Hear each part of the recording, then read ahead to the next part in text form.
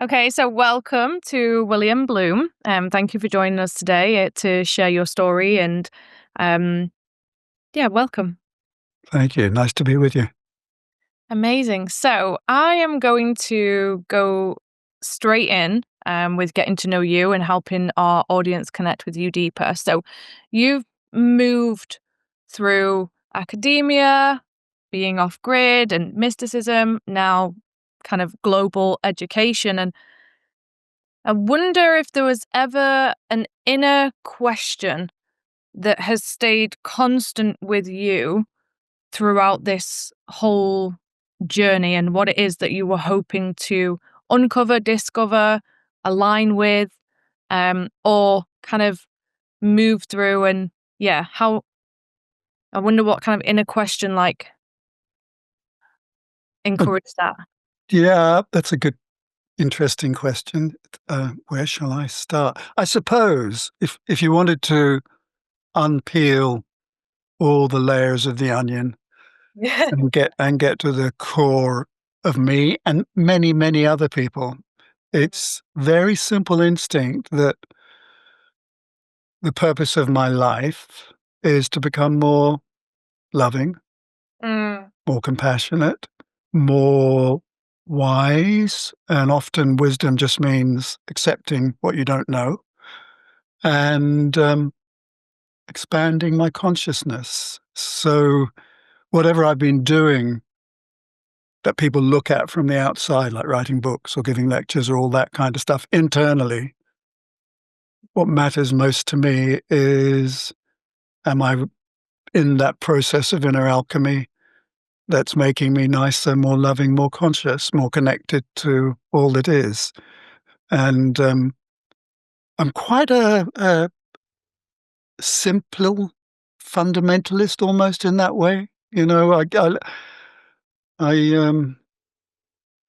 listen to lots of people's lives and stories, and if they're suffering or in pain, I listen to their stories. But if they're on the verge of coming out of their suffering, coming out of their pain, that's the moment I will nudge them to say, "Hey, get off your story, get off your biography, get off your gender, get off your politics, get off your ethnicity, and just come home to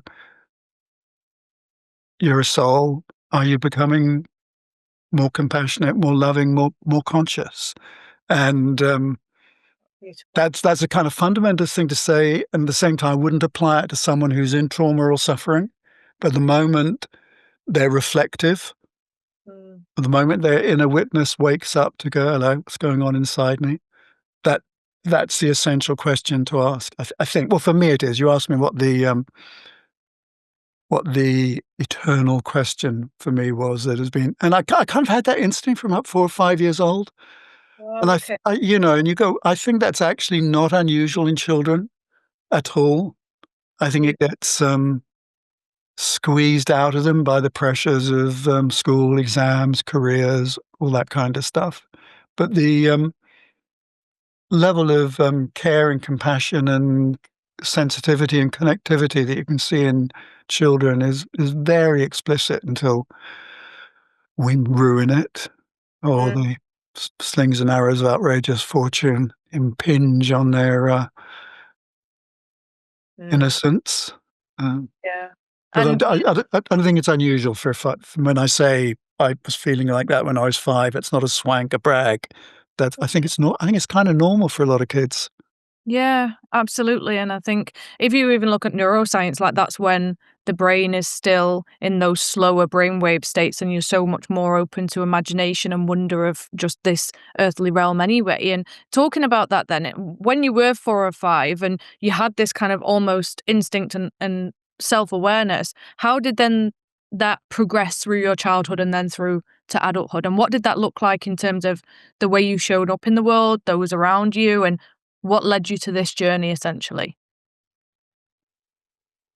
My dad was a clever, dick, smart-ass psychiatrist. Okay. My Real mum, combination. my mum was a smart-ass journalist. They had both been in a Japanese prisoner of war camp for 3 years.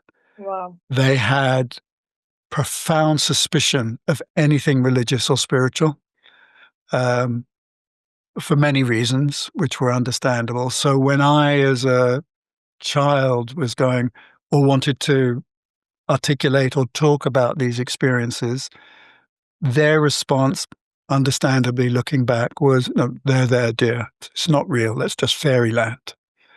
So I learned very early on to not talk about it with my parents. At the same time, I've got one aspect of myself sitting in my brain that's continually trying to explain it to them, which may be why I became a writer and a teacher. I'm just trying to relieve myself of the emotional tension. I want my parents to understand me.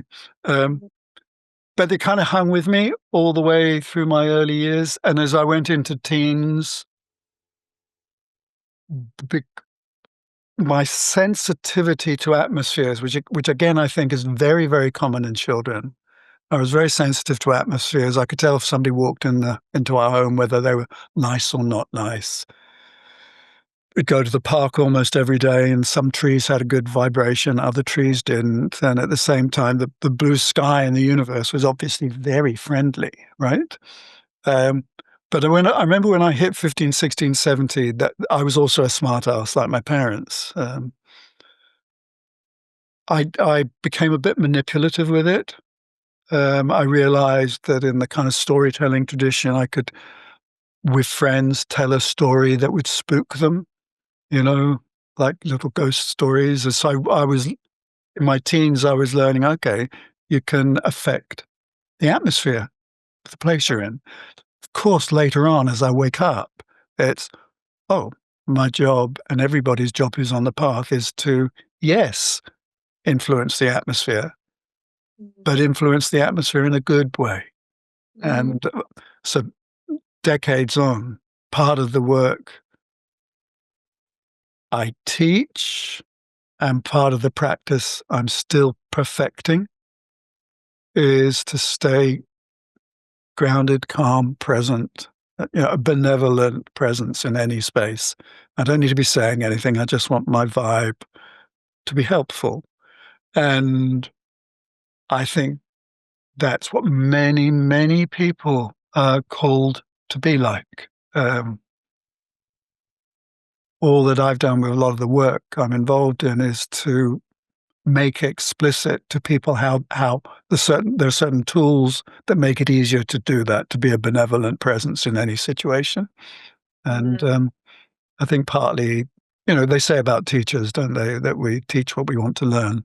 Mm. Um, and instead of that being a kind of slightly sarky put down, it's actually wonderful, because if you're interested in service, benevolence, spirituality, psychology, that whole realm, to teach it is a fantastic path, because you're also learning as you go along. Yeah. Because you have to do research, you have to keep up to date with what's going on. You need to listen to people. And at the heart of it, um, for nearly everybody, there's an instinctive curiosity. What is it all about? What's going on? I don't understand. You know, space, time, me, you. What is it all about? And I think there's a very healthy, inquiring curiosity that emerges in people on the spiritual path. And so I get very suspicious of people who have the answers, Yeah. whether they are in traditional patriarchal religions or mini gurus or healers of one kind or another. If they're saying only this way, Mm. um, I'm suspicious. So I'm much the way we teach it in the community I'm involved in the teachers that I work with. We always start with, "Hey, Mariese, when do you most easily connect with the magic and wonder of life?" That's beautiful. To which you reply, "I'm curious. When do you most easily connect?" Go on, Yeah. give us an answer, Mariese. When do you most easily connect? Okay. In nature. In nature. Okay. Yeah. So what we then do is we say to the person, as best you can, get yourself out into nature every day and give yourself 10, 15, 20 minutes of just absorbing the feeling. Mhm. When you can't get out into nature, sit by the window and look at the sky and pause in the moment and allow yourself to feel it. And if you were, God forbid, a kidnapped victim or someone who's imprisoned, people survive because they watch a spider and it connects them with nature. You know, they stay connected to the wonder of it all. Wow.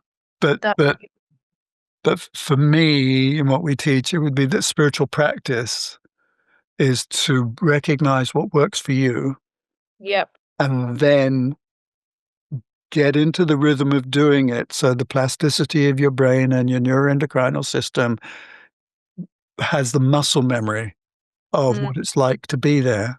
So it becomes a kind of default. You know, if you go into crisis, I know what it feels like to be connected to nature and to source, to goddess, whatever you call it. I know what it yeah. feels like. I'm going to drop into that place. Yeah, that's a really life-defining question actually that is deeply inquisitive and really urges you. I think, like, naturally, the answer for me was nature. I just immediately Yeah, thought of being with the trees and just even just walking, out in nature, and that was just an immediate response, and as I said it, I noticed a shift in my body, and as soon as you said, "Just give yourself that every day," it almost felt like, "Of course. Of course I would. Why would I not give myself that yeah. wonder every day?"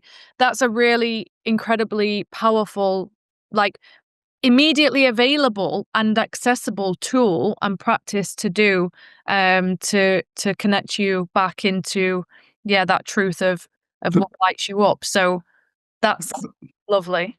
what we found though is don't project onto people an expectation of what they should be doing that is spiritual. So for example, in the last months, to my surprise, I have a friend, and she asked me to nag her to get into a meditation rhythm.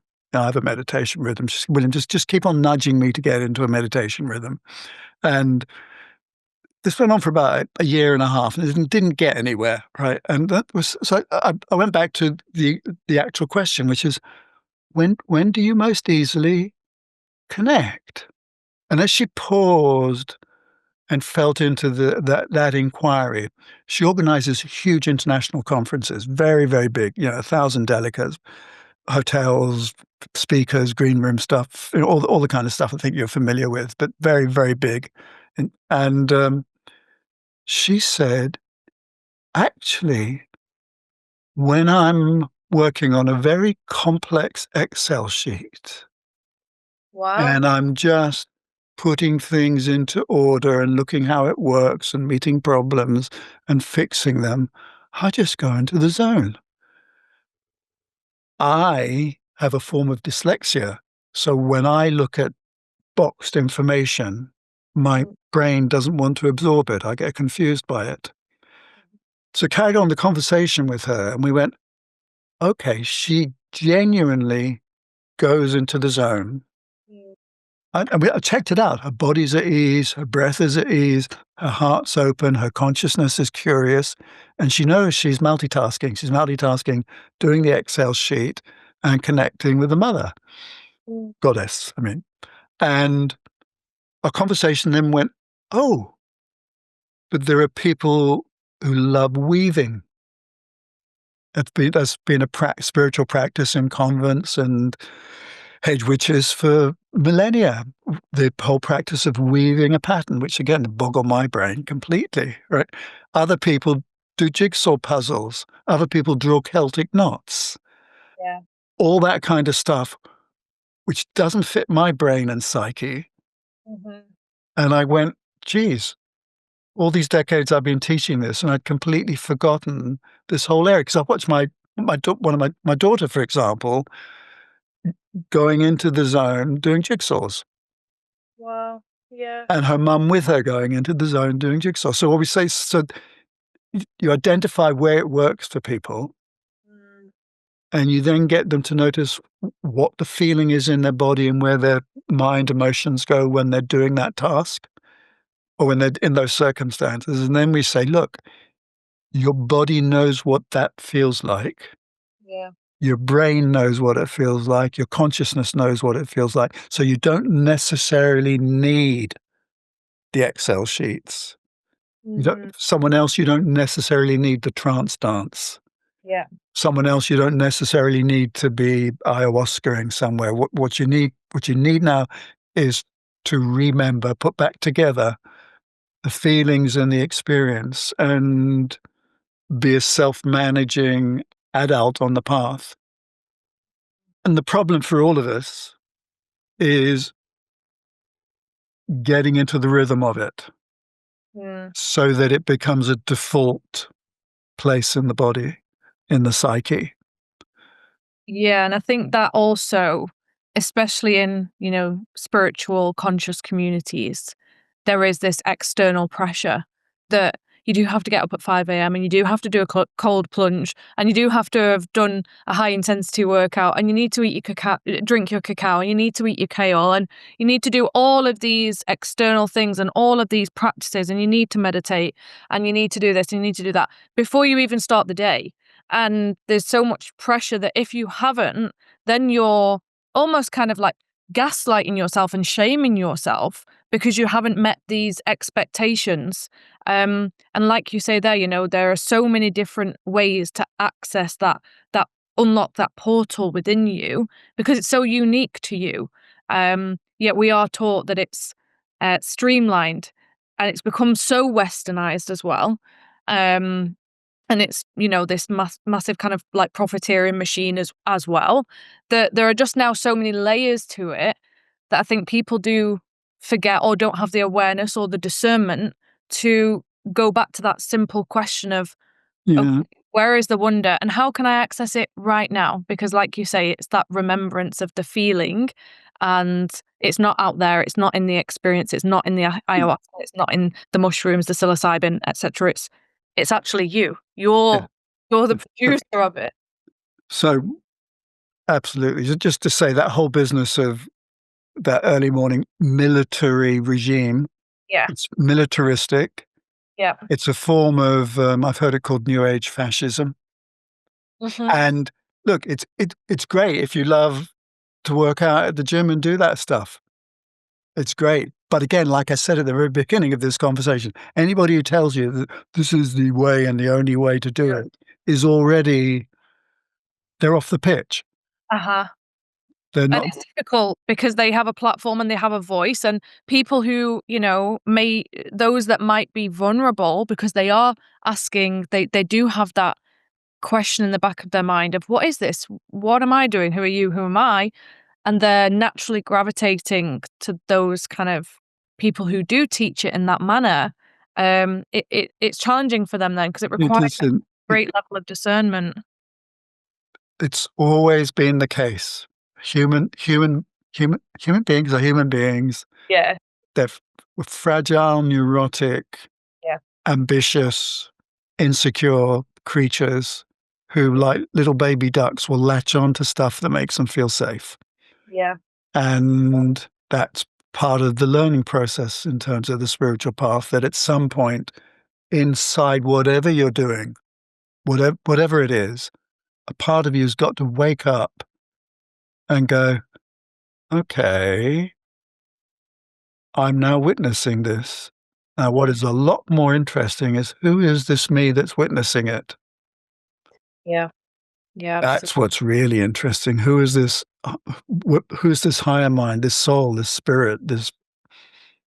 Is it just an extension of the brain that's very sophisticated? Even so, what a wonderful part of the brain that's very sophisticated, right? Yeah, and that's the point. That point of witnessing, like if people have mental health issues, the exact stage that recovery happens is the exact moment they wake up and go, "Hello, this isn't right." They recognize that the depression or the mania or the delusions, the hallucinations are not, that's not how it should be. And that one tiny bit of witnessing is the beginning of recovery. Those of us on the spiritual path, it's precisely the same. It's an awakening, but Problematically, historically, sometimes the way witnessing, especially in meditation, has been interpreted in the West Mm. has been, I'm a clever dick and I can just notice everything. Yeah. And that partly comes from a lot of meditation coming out of a martial arts tradition, which is a military tradition. I'm not going to watch everything. I'm a little soldier who's meditating and watching everything. So we don't want that kind of cold witnessing. We want witnessing with a kind of, oh fuck me, sense of humor. It's kind Yeah. of, oh look at this. Oh, well, Yeah. and it's funny. There's a story I often hear from people who do guided journeys in the Christian tradition. They do guided journeys of one kind or another, and they go to the site of the crucifixion, and there's the cross, and there's Jesus on the cross, and it's deeply moving and emotional. And they move towards Jesus to ask for something or to have a relationship. And Jesus looks at them, winks, and says, "Lighten up." Nice. Yeah. And that's that. I know that might be sacrilegious to some folk, but deeply honor Christ and Jesus, and I Yeah. think that's a wonderful way in which people just need to wake up and wake up to compassion and their relationship with suffering, but it requires that waking up, and it's tough for all of us because we're caught in our just normal instincts.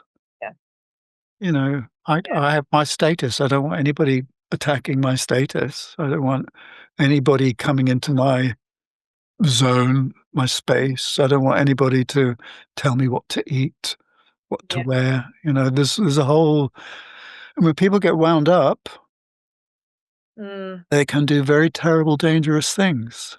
Yeah, absolutely. You And know, well, just kind of closing on that aspect of, multiple choice and infinite choice within this world. And you, of course, define modern spirituality as this person like centered, experiential, non-dogmatic sense. And in this era that we're living in, and you've mentioned that, it's kind of been that way all the time anyway. How do you feel someone would discern between like deep soul truth or this kind of spiritual bypassing that's occurring now, that's kind of dressed up as intuition, but a lot of the time it's ego or the lack part of us that is latching on to something to help us, heal us, or just give us more clarity.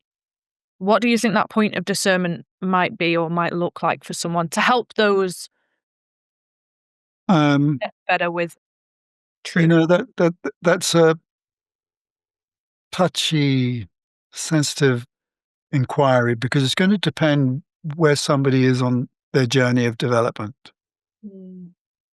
In general, I'm going to suggest that waking up and connecting to the wonder and magic of life, God, whatever you call it, must go hand in hand with an opening heart that compassionately sees the suffering of life around us and in some way or another acts to relieve it. Yeah. So Yeah. that's part of a genuine waking up as opposed to a more toned body Mm. or a better relationship with a partner or more money or more status or more success, all of which I don't want to rule out. Mhm. But at the same time, in terms of spiritual awakening has a selflessness in it because you connect with all that is, and that guides your ethics and your lifestyle and your behavior. So that's one thing that after awakening, people's lifestyle has more of a service orientation, and that can be threaded into whatever work you do just by being kinder to people. The second bit is oh, how shall I put it? You have to have a sense of humor about yourself. As you go into that witnessing aspect of yourself, that however we define it, I'm not going to try and define it, as you go into that witnessing aspect of yourself, wise teachers, gurus, friends, people we would admire, they're all going to have a twinkle in their eye. Mm. They're all going to have good-humored heart that's just going, well, it's just the way it is. Yeah, Yeah. sometimes Earth is described as the planet of suffering for humanity, out of which people learn. We learn because there's so much horrible stuff on this planet, but all those frictions and mini traumas and bigger traumas, they provide compost for awakening. And if you don't have a sense of humor about yourself, and that's a lot to ask of someone if they're in a state of trauma. Yes, indeed. I wouldn't go there to begin with. But if they're coming out of trauma and they're just dealing with life, relationships, my children, my family, my parents, my sisters, whatever it is, my mortgage, my job, all of that stuff, somewhere inside them, there needs to be a bit that can go, oh, yeah, yeah. Oh, Yeah. it's, The humor really lightens the whole energy field, right? It feels like immediately the moment you inject some humor into something, the weight yeah, kind of this is stops it. very, very internal and private. Yeah. I mean, as a coach, therapist, support person, I'm not going to laugh at somebody's path. No, of course. But if they're if I know them well and they trust me, Yeah. then there will come points when I will give them a little kick and say, "Oh, come on, wake up."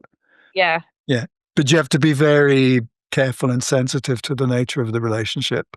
Yeah, and well, of course, that would be a tightrope that you have to walk very well, but I think that it's definitely, it would definitely relieve you of the heavier emotions to try and move Yeah. yourself out of those states. And you know, well, with that, you've developed this kind of nationally recognized diploma, and I'm sure that people want to hear more about it as well. And it's in spirituality, it's in this wellness space. And why is it so important then, right now, do you feel that spiritual education sits alongside these formal systems that we have, like healthcare, rather than outside of them? Why is it crucial right now that this source of education starts to reach more people now? There are several different levels to how one answers that particular inquiry. I, deep down in me, deep in my heart, where I'm at with this is we've had several thousand years of organized faith with Yep. hierarchies inside them that have a leader up the top, usually someone who wears a big hat. Yes. And that can be shamanic as well as in the church and the synagogue and Interesting. Buddhism. The old men, nearly always men, Yep. wear these big hats in order to ponce about. Yep. And built into those structures is a pomp and a deference, and it's not comfortable within those structures to challenge the practices, to challenge the way they worship. That becomes heresy. Yeah. So we've got a couple of thousand years of that. Hmm. And what's happening now, planetary village, global communications, everything in your phone. Yep. What's happening is people are realizing, and what the educational charity I lead is part of a wave, is a recognition that on a planet where people have access to all traditions and ways of worship, that if any single one of them claims to be the only way and the right way, Mhm. that's palpably absurd. Yeah. And the essence of experience for every individual, whether they're in a church or a mosque or out in nature or trance dancing or meditating or whatever it is, the individual experience is very similar, whatever the circumstances. It's you alone connect with something bigger than yourself. It's got a good energy, it's got a good vibe. And that's spirituality as opposed to religion. Now, what we think is good is that people get empowered, encouraged, enabled into going, oh, this is the way I connect. Oh, I thought it used to have to be a big bells and whistles epiphany. I just get it walking in nature or sitting with my a little one of my children watching cartoons on telly. It's and what we do in our education is we validate people's actual experiences that they are already having. And I have never met anybody, not anybody, and I'm talking about conversations in bars and pubs that I can have. I've never met anybody who hasn't at some point in their lives, maybe regularly, gone, oh no, there's something magical about life. Yeah. And I say, okay, tell me about that. Tell me about that experience and let's validate it. I'll give you an example. Yeah. Over and over again in conferences and workshops, I remind people that connection with all that is the mystery. I like to call it the mystery because I don't understand it. I like to connect with it and soak in it, but I don't understand it for a moment. Yeah. This wonderful, benevolent mystery. You know, I say to people, sometimes you only have a little taste of it because you just spotted a flower that touches your heart, or somebody smiled, or you hear a little 5-second phrase of music that just touches you.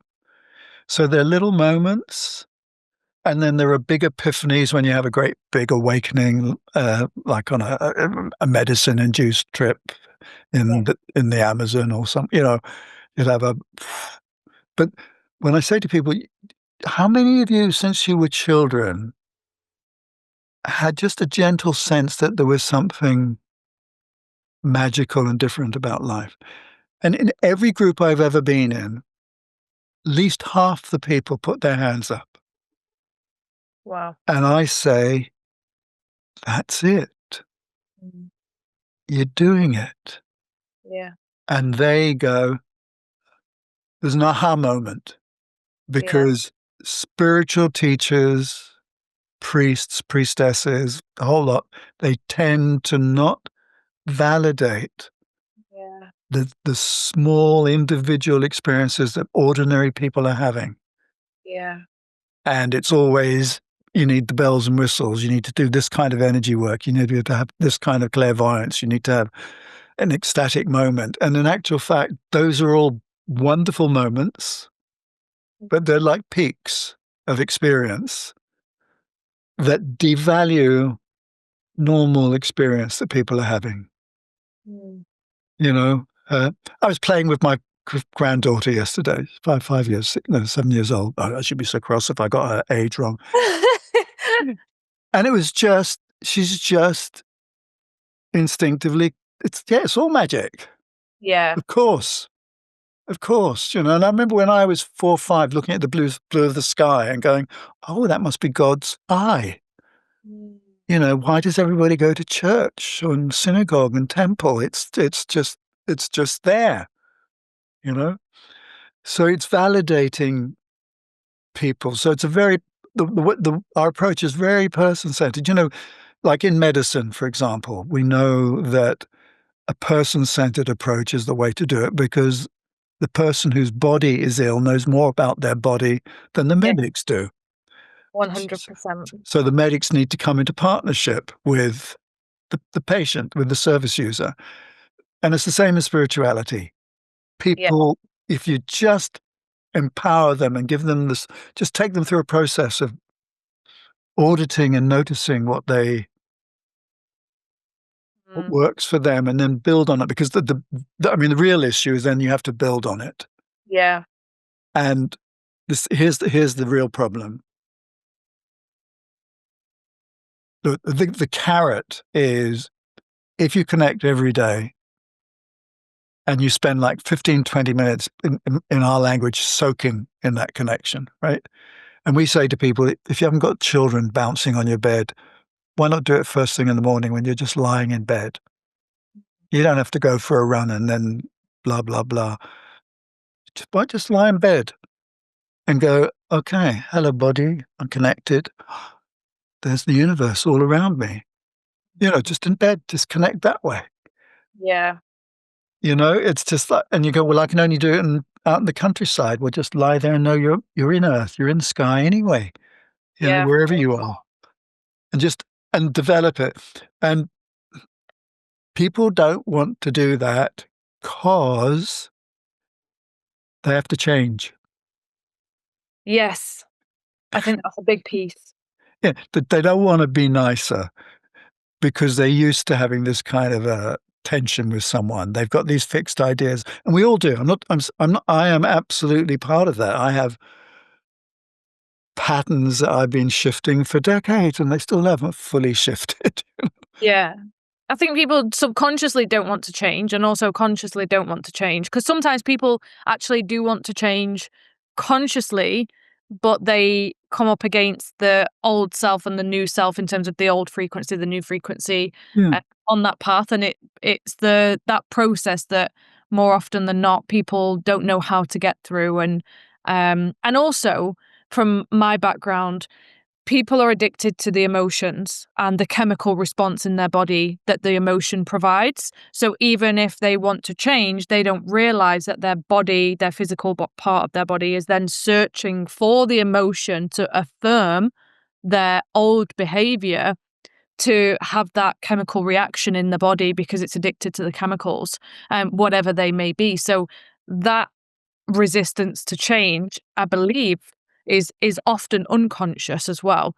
Um, so yeah, it's becoming conscious that you've been unconscious, and then still yeah. pushing past that, the cravings of those familiar scenarios and emotions that they bring.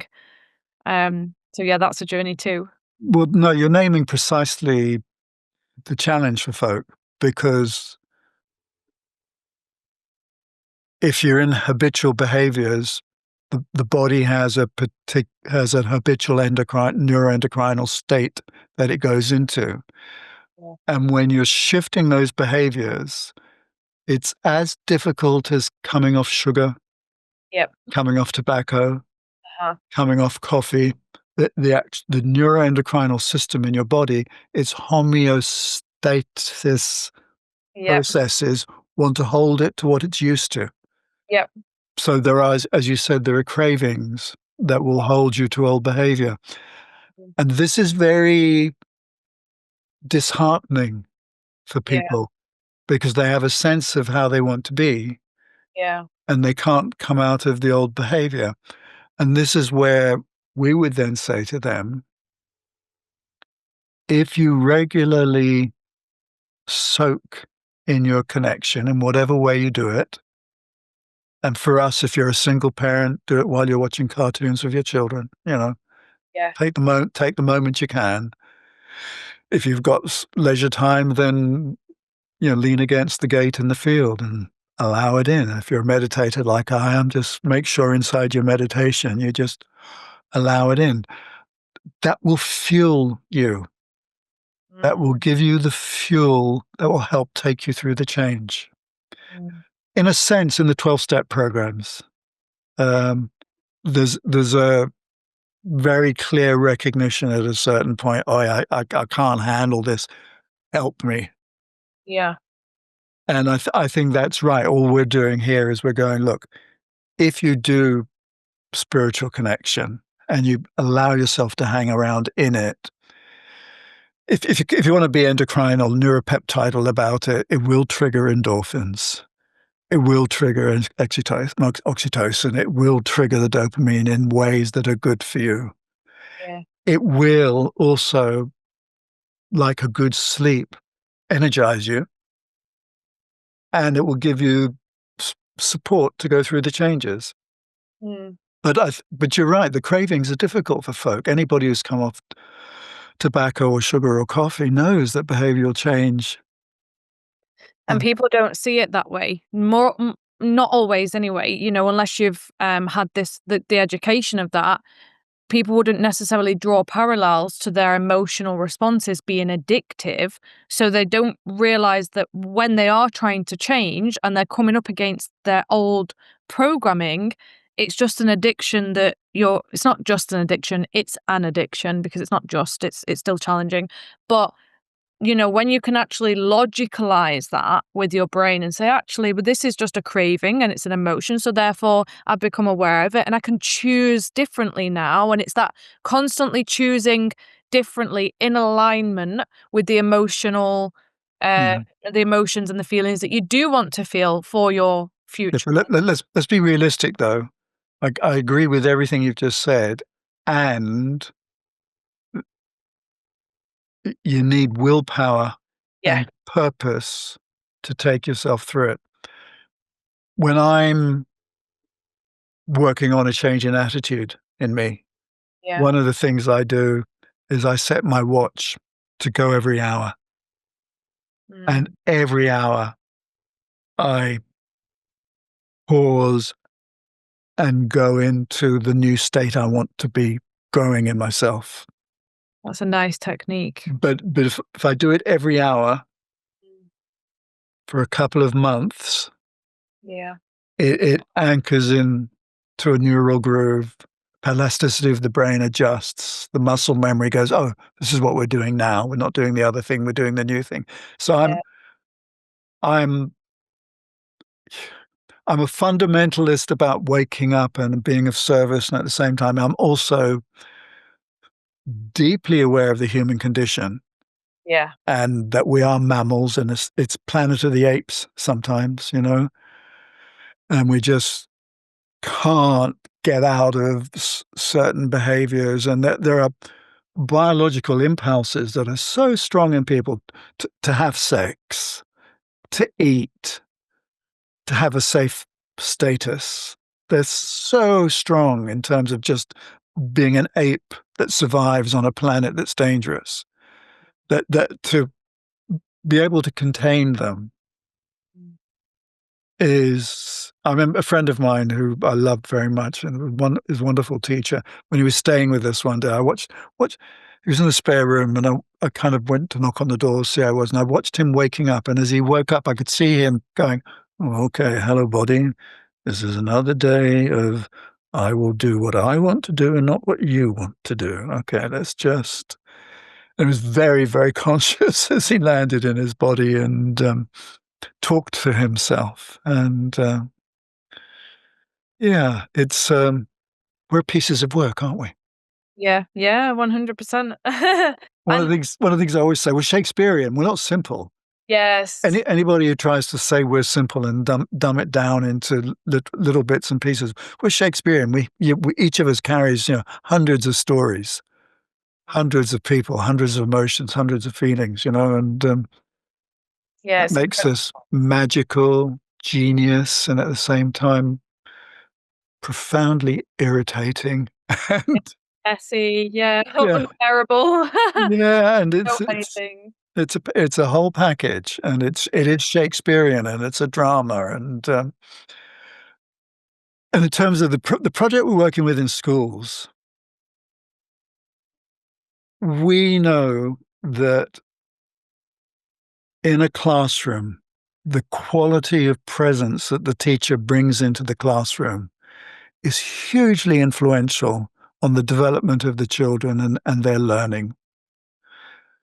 But if schools are under-resourced, if there are too many children in every classroom, if there are not enough teaching assistants to support. If the children with special needs are not getting the support they need, then the stress on the teachers is huge. Mm. So the project we're working with in schools at the moment is everything I've just been talking about, Mm. and hand-holding the teachers into their own personal connection and practice Yeah. so that they are energized and resourced to be more stable and calm in the classroom. Yeah, I was going to ask if you were to kind of redesign a part of modern society, and that being a school, and not necessarily limited to a school. It could be, a healthcare clinic or something like that, because I think this work is so important. And when we see it rolled out into the world, we notice a collective change in different environments. And then we have that emergence of consciousness. So through that lens, I guess, of spiritual, like, literacy and energetic responsibility as well, what would be where would that begin, and what would be the profound changes that you would make within the structure and the kind of design of something like a school? Um, my ambition, the vision of Spiritual Canyons Trust, where I work, and it's a vision not just we hold, but many other groups and projects hold, is there needs to be a shift away from religion versus science to spirituality, which is everybody's individual connection with the wonder and energy of life, by whatever name you call it. And there's a huge evidence base. I mean, I'm talking about now up to about maybe 15,000 peer-reviewed papers out of medical sociology, Mm. where the clear direction of statistics shows that there is increased mental health and physical health for people who have a spiritual approach. Yep. So there's a huge evidence base for that, which is kind of part of but separate from religion, because spirituality sits inside religion as the personal experience. Yep. So there's an evidence base for its efficacy. Uh-huh. And one of the things, because normally, like if I bring up the word spiritual or spirituality, almost anywhere, it's a provocative word. People think you're going to lay a trip on them. People think you're flaky. People think you're a snake oil salesperson. People in religions get suspicious of you because you're not towing the party line. And atheists think you're about to try and sell them some god figure that sits in the sky telling us what to do. Whereas spirituality is everybody's individual experience of the wonder and magic of life. Full stop. And if people have that and empower it within themselves, it is fantastically useful for their health. Mm. It just so happens that this is in the UK. I don't know where your listeners and viewers come from, but in the UK, the Parliamentary Education Act for education asserts that spirituality must be in every child's education, Mhm. and the government monitoring body of what goes on in schools, Ofsted, has in its guidebook for its inspectors, they must inspect whether spiritual development is going on in schools. Wow. It's there. So that's a kind of policy battle that we don't need to win. It's already there in the Acts of Parliament and in the guidelines for schools inspectors. Different in other countries, Mhm. but it is there in the UK. So you put those assertions that spirituality needs to be integrated into schools, along with the huge body of evidence from medical sociology of the Yep. benefits of spirituality. So you then got enough facts and information for people's left brain skeptics to go, okay, I surrender. That's information that makes what you're doing safe. And then the person-centered approach, which says, look, how do you do it? Yeah, I remember I worked with one head teacher once who just couldn't go into reflective space at all to connect. And he was quite angry with me for suggesting it. And then we found out that where he went into that space was fixing an engine on a classic car he had. Wow. He'd go into the garage Wow. and work on the engine, right? And once he recognized that that was his space, he could work on the engine and at the same time go, okay, something good's happening. Yeah. I'm connecting back with all the good things in life. I Mm. don't need to believe in God. I just need to believe that I'm a natural creature of this planet and I can chillax into that. Yeah. And there's even a scientific approach to it, which is called biophilia, which comes from E.O. Wilson, the evolutionary biologist who pointed out, he worked mainly with insects and ants, but he pointed out that human beings, like the old rock anthem, we're all made of the same stardust as the cosmos. So in our bodies, there's just a natural connection with everything because we all came out of whatever it was that made the universe. Yeah, So he absolutely. says, but biophilia, he says it's the source of the religious instinct. Anyway, so there's a whole lot going on there that means that everything we talked about in the first part of our conversation, which is to do with the practice, what I've just been naming is the academic validators for this approach. That there's huge amount of evidence. There's a psychobiology that can be understood for the physical benefits, and the psychological well-being benefits are huge because it brings people into being a sovereign of their own ecosystem and able to drive themselves, is in the Yeah, driver's absolutely. seat of who they are.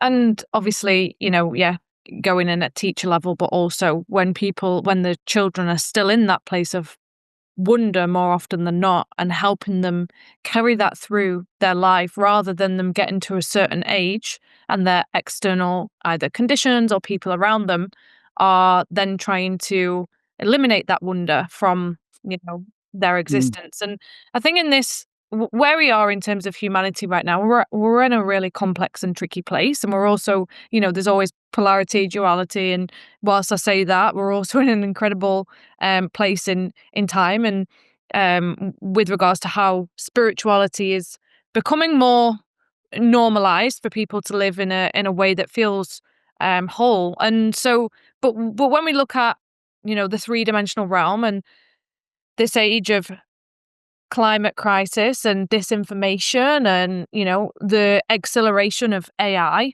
it's tricky and it's a lot for people to keep up with. So I guess what right now do you see happening, I guess across like on the world stage, either on a subtle level or on a big level that could really signal a breakthrough for the collective field and the collective consciousness to grow closer and well return to that energy that you talk about, and people call it different things: divine, source, God, the all in all, wholeness, the quantum, whatever people associate it with, you refer to it as the mystery.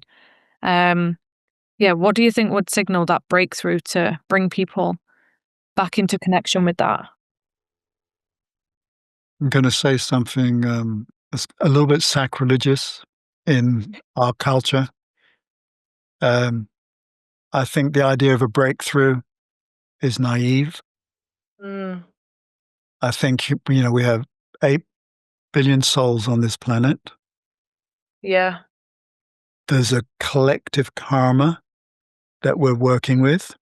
indeed. And I think the breakthrough happens over thousands of years. Yeah.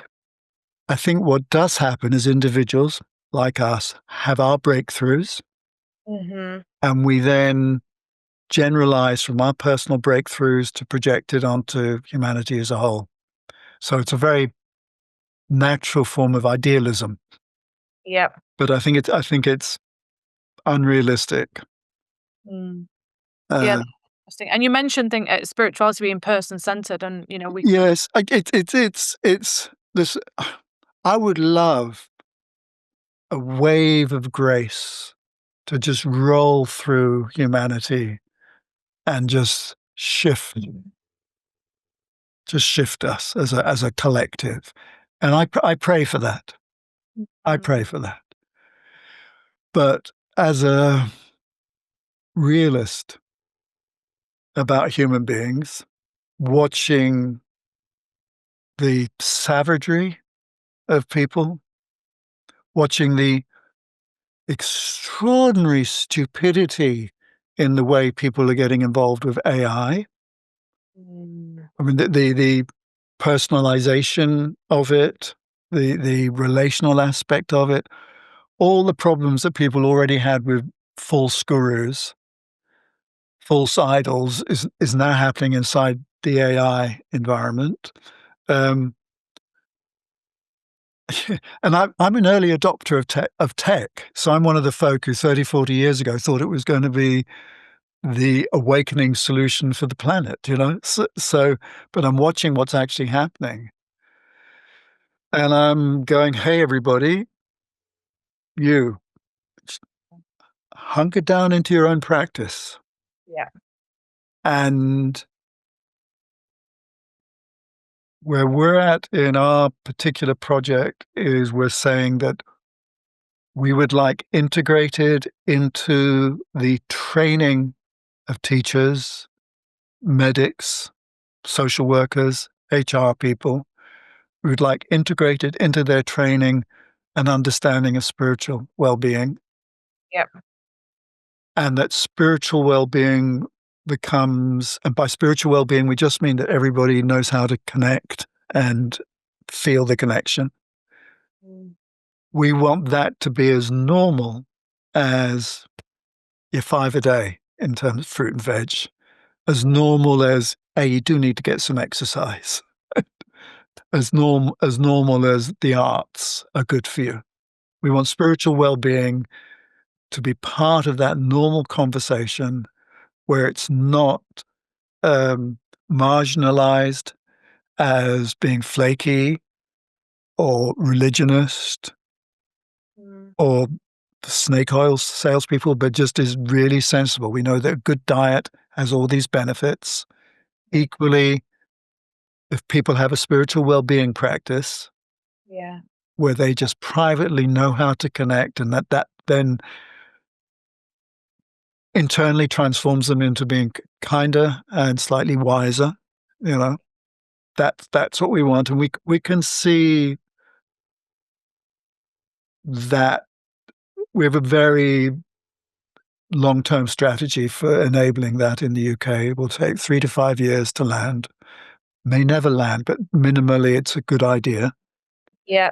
Um, and that's what we're working on. And so I've come out of, kind of yeah, live in Glastonbury, which is full of wizards and fairy angels and goddesses.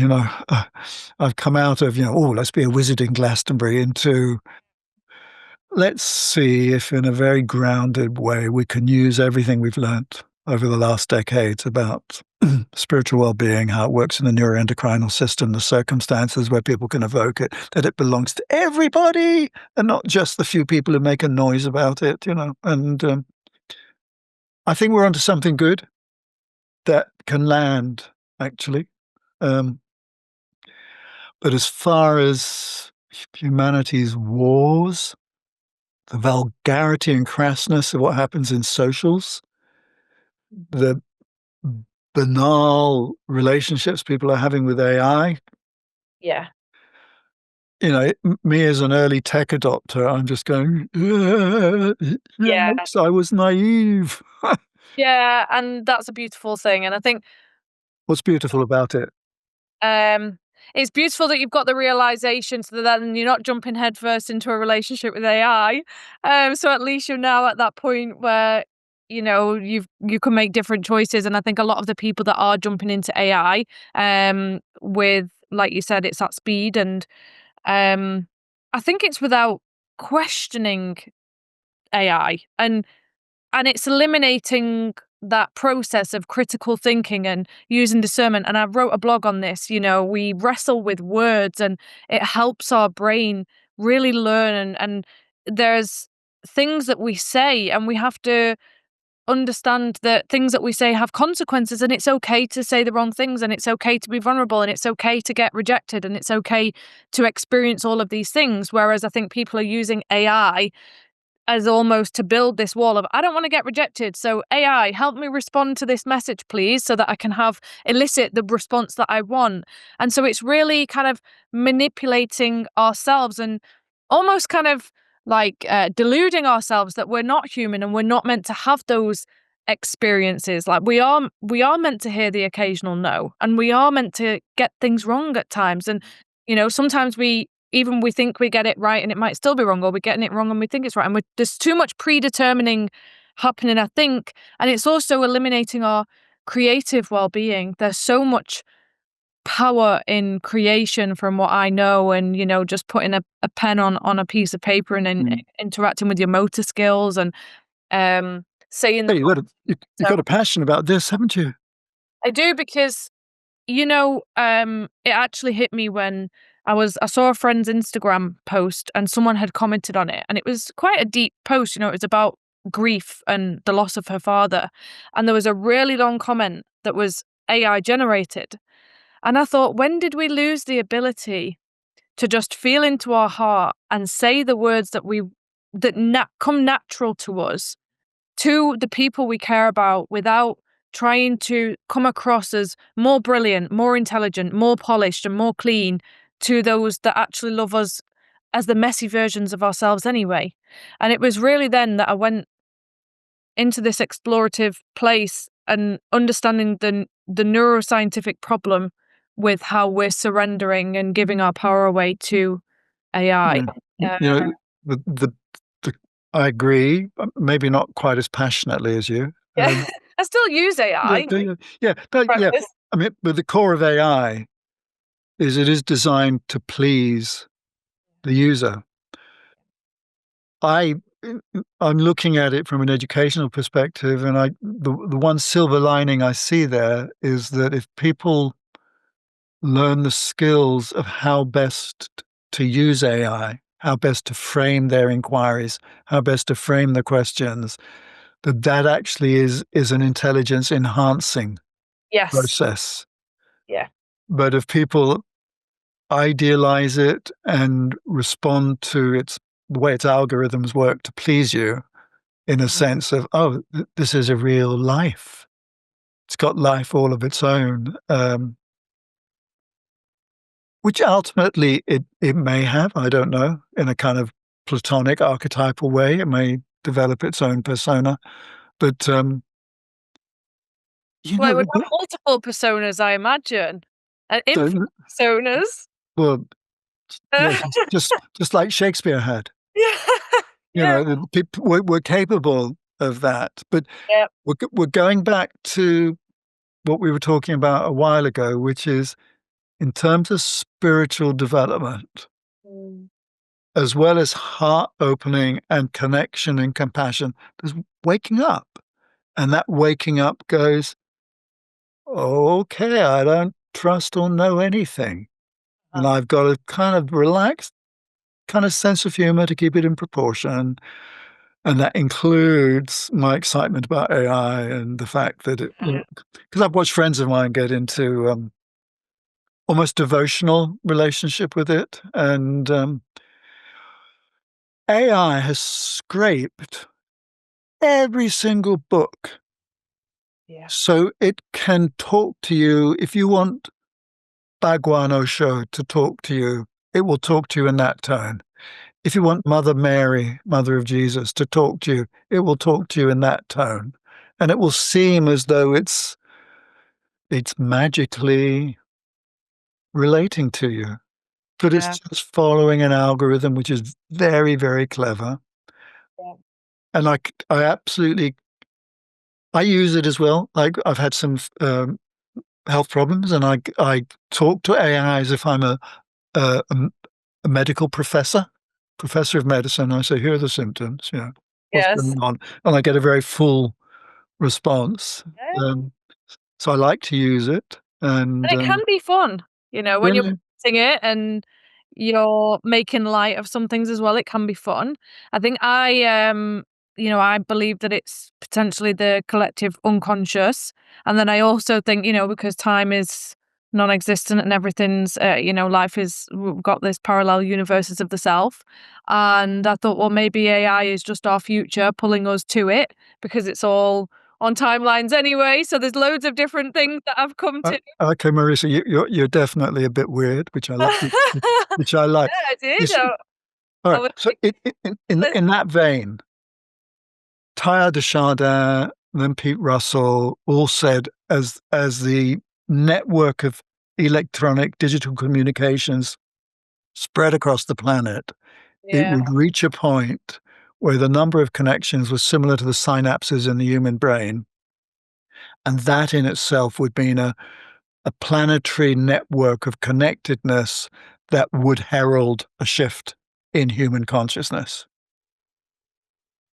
And I believed that for a while. Again, in my naivete, I thought, yeah, it's a great metaphor anyway for hopefulness. And then we've seen, 10 years ago, I know I was going on about the evil of the algorithms in Facebook. I sussed it 10 years ago. I know the algorithms, you can't herd people together. You need, if I could legislate, I would have 20% of the algorithm always bringing in people disagreed with you. I would make sure the algorithm didn't notice angry faces anymore in terms of the emoji and that kind of stuff. I think there's some basic things you could do to redirect it. And, you know, to begin with, there were so many optimistic feelings about social media. We're so optimistic and And we still can be because you and I will probably both know that social media does enable us to connect with so many people across the planet, and there are so many amazing things about it. So, yeah, yeah. it allows people to find us and be magnetized to us that wouldn't geographically be able to locate us before. I think it's made us more locatable on this like stratosphere of the universe that we're kind of this little bit part that we're occupying. And so yeah, I think there is so much beauty to it as well. Well, it's nice your glass is half full. As a character, my glass is half full, but at the moment, I'm kind of wobbly Yeah. about socials and Yeah. AI. I'm kind of normally I'm glass half full where everything is evolving slowly but well, and I don't want people to think because I'm not seeing a huge shift in humanity right now that I don't believe that is happening generally and all will be well, all will be very well. So my heart is absolutely deeply optimistic, but just at the moment, I have Jewish blood in me and I'm watching what's happening in Gaza and just horrified and confused. And when I'm looking what's happening in socials, I'm equally, whoa, look, the young men that are being trapped into ways of thinking that are just awful. Yeah. Yeah, anyway, so but I'm glass half full about in general. Yeah. I think it definitely holds the weight of both. And trying to see it that way. And I think as we wrap up, I would just like to allow anyone who's listening the opportunity to connect with you more, with Spiritual Companions Trust, and yeah, talk to me about how anyone can um, understand what you do further and explore that path for themselves. Yeah, it's simple. If you're interested in the work I'm moving into or we're moving into, spiritual companions, one word.org.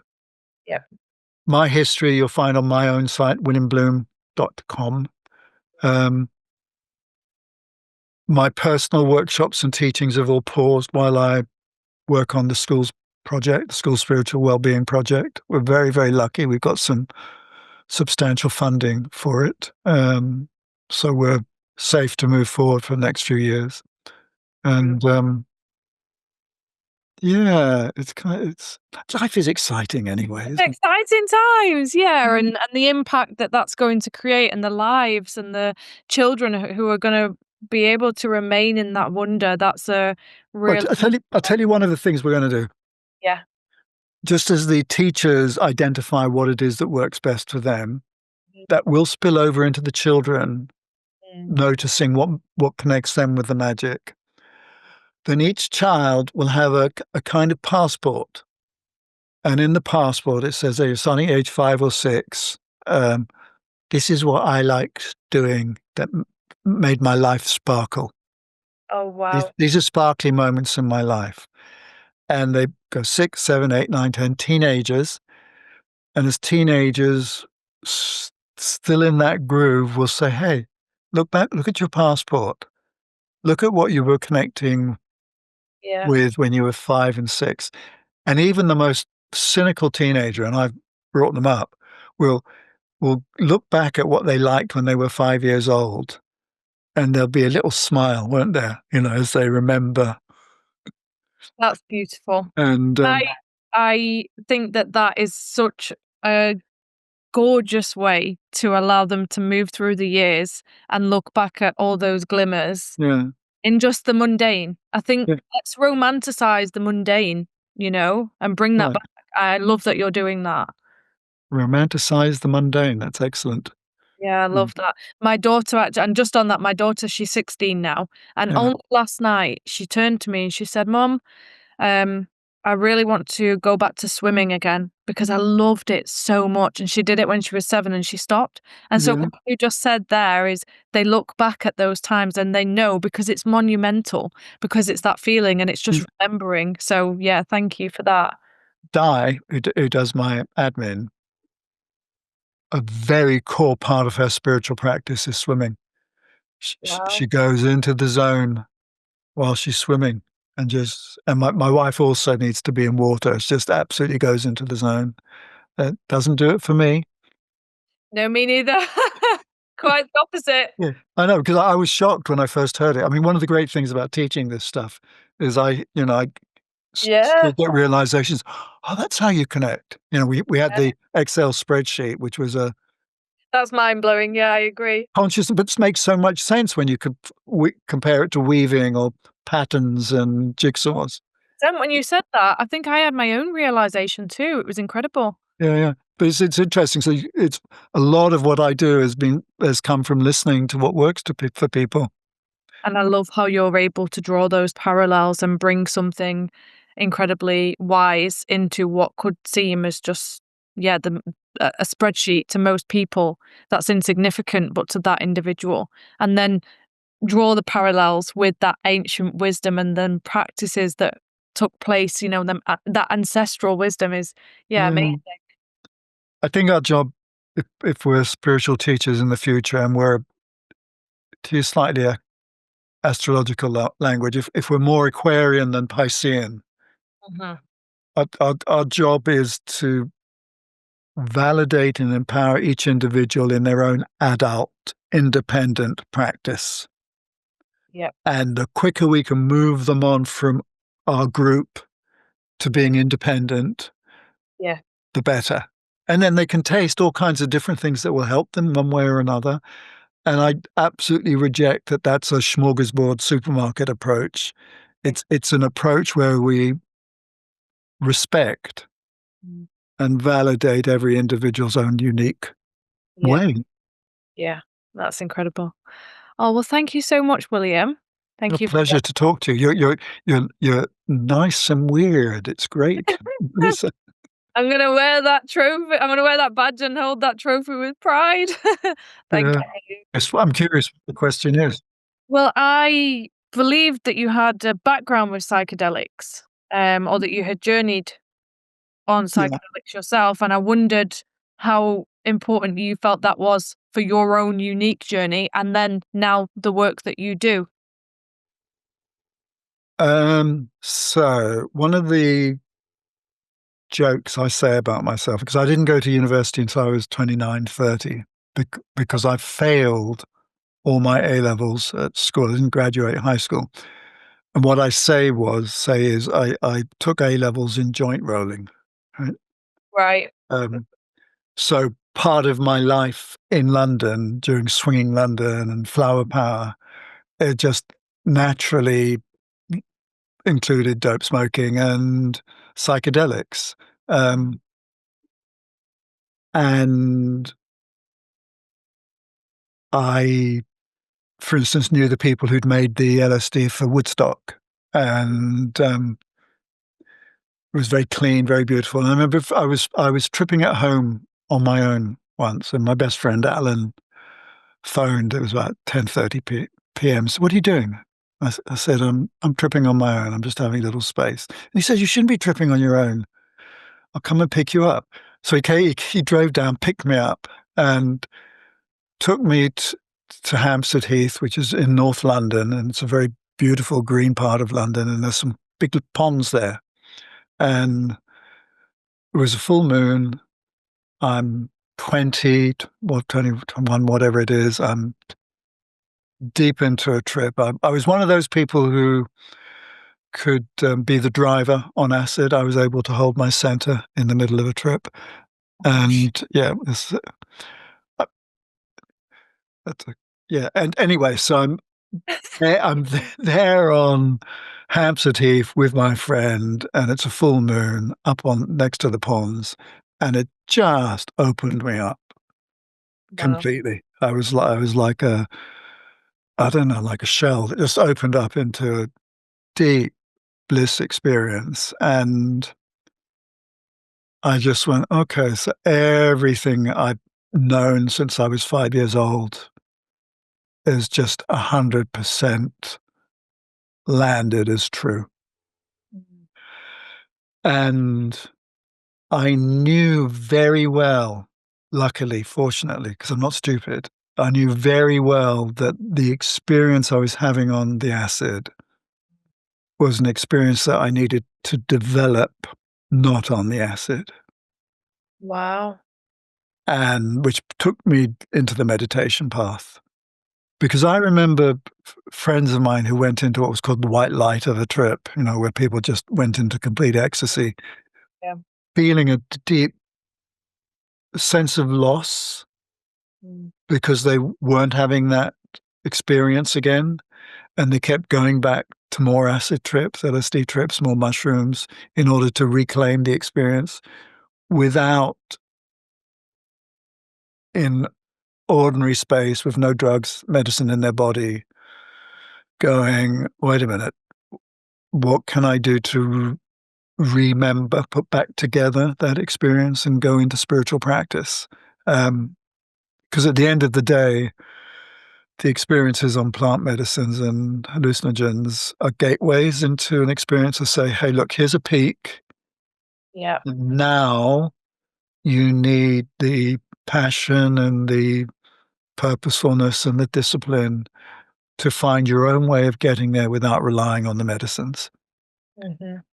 And I kind of kept to that. I stopped taking any drugs, I suppose, in my late teens, 30s. But when MDMA came on the scene, um, I used to host a lecture series at St James's Church, Piccadilly, and half of the speakers, and these were world famous speakers, half of them had taken MDMA, had taken Molly just as a way of, so I took it and meditated through it maybe 8 or 9 times just to feel what it was like. I found that quite useful as well. Um, my best friend who took me up onto Hampstead Heath, he now, he and his wife take clients who are referred to him by psychiatrists, and Friday night they take some MDMA. Saturday morning they take psychedelics, Wow. and my friend and his wife look after the person through that day, just one person, and then on the Sunday when they're coming off any kind of drugs, they integrate and chat, and then they're available to the couple all the way to the future, into the future. So I'm still connected to that Yeah. kind of work peripherally, and I'm in a supervisory role on one of the trainings in Europe that uses psychedelics for mental health. Yeah. I have a couple of psychiatrists who they're in supervision with me. I get that. I allow them. I can have conversations with them that are helpful for them. Wow. Wow. Um, That's a real journey with them, actually. yeah, but it's like it's very interesting because I'm an educator. You know, I Yeah, run of the course. diploma, and I have a qualification in education and in quality assurance in education. So I can, when I'm in this supervisory role, I know all the ins and outs of what a university requires and that kind of thing. So I'm sounding very serious suddenly, but it's quite grounded and it needs to be serious, or else people can be harmed. Yes. Yeah, I agree. And I think that it's people like yourself that do take it super seriously and, not people that go to the jungle for 2 weeks and come back as a self-certified shaman and all of a sudden holding ayahuasca space. This is really important that it's done with integrity and understanding of the Yeah. poten- We're talking about a 4 year training here that I'm Yeah, exactly. in a role there, and the trick is to have the practitioners, the enablers, able to be calm, centered, and watchful for long periods of time, Yeah. and which is what a truly practiced shaman can do. Yeah. Truly Um, practiced, exactly. So yeah, I think that's really important, and it's you good know, to see that there are, yeah, people like yourself that do really take this work really considerably, and it's not just a trend. I think it can create deep healing for people. yeah, it absolutely can. It absolutely can, but it's hit and miss on whether you're going to get a quality bit of care out of it and guidance. I suppose I mean, I mean, when I'm talking to folk about this, quite often I say, listen, the shaman is the person who can take the medicine and at the same time be totally witnessing Mm, and aware of what's going on. This is what we were talking about earlier about waking up and witnessing. So they can be in the trip and watching the trip and yeah, watching your trip as well. yeah, And yeah. that Just watching then, the whole trip and your trip, yeah, exactly. yeah. And that, so that, and that takes a lot of experience Yeah, to stay, especially to stay stable if someone starts to freak out yeah, or starts to have frightening hallucinations. That you need to be. That's why you need more than one person there. yeah, Um, definitely. yeah, it's interesting. Everything's birthing itself at the moment in this particular realm, and Yeah, it's gonna be interesting to see how it unfolds, across the years. I think there are now a lot more people who are becoming advocates, and talking about it on a global scale as well, and bringing more self-awareness into, the use of psychedelics from a deep healing perspective. Um, so yeah, yeah, it's gonna be. I actually think MDMA, Molly, is probably the most useful of them all. Actually, That's at the interesting that you moment, said that. Yeah, because people have severe trauma. It's I meditated through 4 or 5, longer more than that, MDMA trips. yeah, And what I noticed the Molly doing was that it soothed any neural muscle memory patterns of fear. wow, So I was able to, what happens on Molly, there's some kind of anesthetizing effect on memories of fear that sit in the body. So you have an period of several hours where, okay, I'm now in a body that's lost its memories of anxiety, wow, yeah. which gives you a lot of space to expand and work on yourself. I found it very useful. And at one point I did 3 years psychoanalysis, so I'm used to talk therapy and reflective practice. And I found the MDMA useful. I stopped taking it because I could feel the chemical beginning to influence my body in a way I didn't like. Okay. Yeah, that's interesting. And it's interesting that it's the one that you have said it's the most useful because I think right now, from my exposure, you've got your psilocybin, your mushrooms. There's a lot of talk about ayahuasca, even like San Pedro and things like that. So, yes, there's some talks around LSD and, but I think, yeah, MDMA is not really one that's covered as of yet, and it's interesting that you say that that you found it the most useful and Well, I think it is for people because it's the least dangerous. Mhm. Number one, because all the hallucinogens, you're taking a risk Yeah, because you genuinely don't know what gateways are going to open, yeah, yeah, no matter how well you set up the space. yes, 100%. Whereas MDMA doesn't have that same effect on the brain. It's different. Um, and I don't know enough to be, hey, people listening to me, what I'm saying is not gospel. Mm. This is just my Yeah, temporary opinion yeah. on the space. No, Yeah, it's great insight. Thank you for sharing that. yeah. Amazing. Thank you.